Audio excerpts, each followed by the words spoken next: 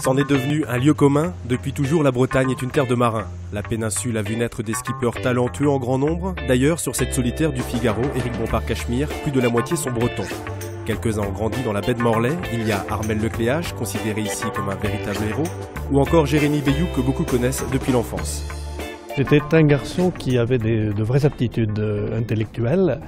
Et à vrai dire, je n'ai pas été étonné qu'il fasse carrière dans la navigation, parce qu'il avait une propension à la solitude. Garçon extrêmement attachant, très volontaire, très sérieux, mais légèrement en retrait, mais une personnalité vraiment attrayante. Je suis un petit peu à la maison.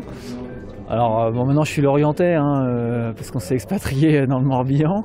Moi je suis né ici, j'ai tiré mes premiers bords ici, ma famille, mes parents habitent toujours ici et voilà, donc il y a beaucoup d'amis, beaucoup de connaissances que je revois ici à l'occasion de cette escale de la solitaire.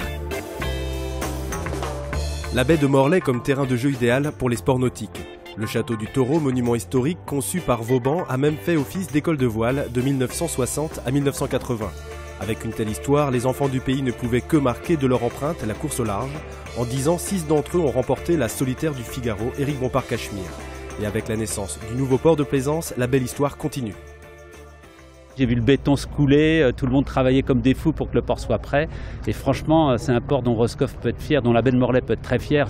Pour moi, ça va être magnifique une fois que les aménagements paysagers vont être finis. C'est un port écologique, c'est un port bien conçu, bien intégré. Je trouve ça formidable. Le nouveau port de Roscoff fait déjà la fierté des habitants de toute la baie de Morlaix.